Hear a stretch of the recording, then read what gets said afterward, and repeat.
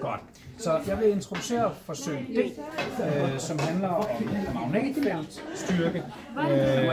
Så en planets magnetfelt, det kunne være Jordens magnetfelt, det kunne være Mars' magnetfelt, og den betydning magnetfeltet har for betingelser for liv. I første omgang, der har jeg bare taget en stangmagnet med, og sådan en plade med nogle små jerndimser i. De kan lægge sig forskelligt, når man ryster dem. Og hvis man lægger en stangmagnet på, så kan I se det klassiske magnetfelt, som man kan se tegnet i alle bøgerne, altså magnetfeltlinjer, som strækker sig ud fra polerne her, og danner de her karakteristiske magnetfeltlinjer. Så det er det, man vil se, når en dipol, altså en topolet magnet, kan man sige, men når en sydpol, den skaber et magnetfelt. Nu kan man lave magnetfelter på andre måder end som permanente magneter. Man kan også lave en elektromagnet. Og det er faktisk en ret simpel ting at gøre. Så her, der har jeg en spole. Så her der vil I kunne se, hvis I kigger tæt på, at der er en masse ledninger, der er snurret rundt om hinanden her. Og det er sådan set det eneste, det her apparat er. Det er bare en ledning, en kobberledning. Den har lakisolering udenpå, så alle de her forskellige vindinger, som man kalder dem af kobberledning, de har ikke elektrisk kontakt med hinanden, de er isoleret fra hinanden. Men ellers så er det bare en masse ledning, der er smurt rundt her. Faktisk 800 vindinger, 800 gange rundt af den her kobbertråd viklet. Og så er det taget ud, den ene ende af kobbertråden går ud i den ene ende af spolen her, og den anden ende af kobbertråden går ud i den anden ende. Så simpelt er det. Se. Ved elektromagnetismens opdagelse, det startede med Ørsted i omkring 1820, der opdagede man sammenhæng mellem elektricitet og magnetisme. Og det viser sig, at hvis jeg sender en strøm igennem spolen her, så skaber spolen et magnetfelt. Lidt ligesom vores stangmagnet her. Hvis vi nu siger, at strømmen løber den her vej rundt i spolen, så vil det være sådan, at nordpolen går ud i den her ende, og sydpolen går ud i den ende. Så spolen bliver essentielt en stangmagnet, når jeg sender strøm igennem den, med nordpolen i den ene ende, sydpolen i den anden, afhængig af strømmens retning. Okay? Så det betyder, at hvis man justerer på strømstyrken i spolen, så kan man faktisk ændre magnetfeltets styrke. Og det er det, vi skal se på, og det som vi skal arbejde videre med, sådan mere teoretisk bagefter også, og sige, okay, hvad er det, der påvirker et magnetfelts styrke? For eksempel jordens magnetfelt. Hvorfor har det den styrke, det har? Mars' magnetfelt. Hvorfor er det ikke så stærkt? Og det tager vi så en lille bid af med det her forsøg her. Så I skal have sat jeres spole i jævnstrøm. Det er lige meget, hvilken vej vi sender strømmen igennem. Her. Så den her knap herover, som jeg peger på her, den drejes til højre. Så er der ikke nogen strømbegrænsning. Nu er den tændt helt, kan man sige. Og spændingen her, den skruer jeg helt i bund, helt over til venstre, så der ikke bliver sendt noget strøm ud i kredsløbet her. Så tænder jeg for vores strømforsyning, der er sat strøm i her. Og vi ser, at den lyser i DC, det vil sige, det er jævnstrøm, vi måler herover. Så vil vi sende forskellige strømstyrker, det er dem, vi måler i ampere. Vi vil sende forskellige strømstyrker igennem spolen og måle, hvor stort et magnetfelt vi får fra spolen. Så nu flytter jeg den her lille illustrationsplade her. Så har jeg tilsluttet en magnetfeltmåler her, et magnetometer eller hvad man vil kalde det.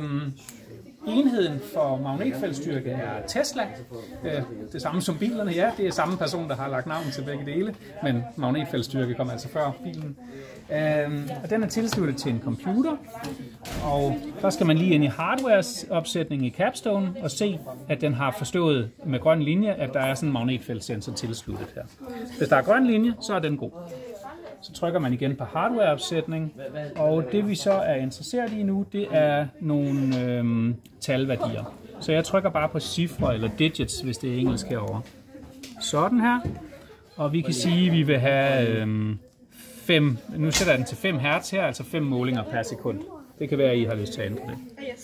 Så skal vi sige vælg måling. Der vælger vi aksial magnetfeltstyrke dertil. Og enheden, den ændrer vi til millitesla, altså tusindedele af en Tesla. Okay. Så kan man trykke optag, og i og med, at det er en aksial måling, så måler den ud i forlængelse af spidsen her. Så nu sætter jeg spidsen, lægger den her på. Jeg har en lille plade under, for at få højden til at passe med spolen her cirka. Og så prøver vi ellers, og nu sætter jeg lige en lille smule strøm igennem spolen. Hele tiden i det her forsøg, så vil vi maks op på 0,5 ampere, og den skal ikke stå på 0,5 ampere i lang tid. Man laver en måling, og så skruer man ned igen. Men nu skal vi lige finde ud af, hvor er der størst magnetfelt henne i spolen.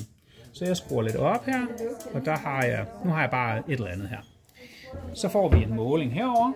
Den er negativ. Hvis I er ked af, at det er negativt tal, så vender vi bare spolen om. Her. Nå, det gav stadigvæk negativt tal. Skidt byt. Skidt med det negativt, det skal I ikke tage så meget af. Nu kan I se, nu står den på cirka 1,5 millitesla. Så fører jeg min gruppe her længere ind i spolen, og så kan I se, så vokser talværdien til 4. Den er stadigvæk voksende 5. Nu falder den igen, kan I se det, nu går den længere ned, nu er den under 5. Så fører jeg min gruppe her lidt tilbage, indtil jeg får den maksimale værdi. 5,2, så begynder den at falde, cirka 5,2. Det er den maksimale værdi. Sådan der lader den så ligge. Så nu ligger proben der, hvor vi har maksimalt magnetfelt, altså hvor det stærkeste magnetfelt fra spolen kan måles. Så skruer vi ned til 0, så falder den der også cirka til 0. Og så er det, at I nu skal begynde at samle et datasæt, hvor I laver et regneark, for eksempel i Excel, hvor I til venstre siger strømstyrke målt i ampere.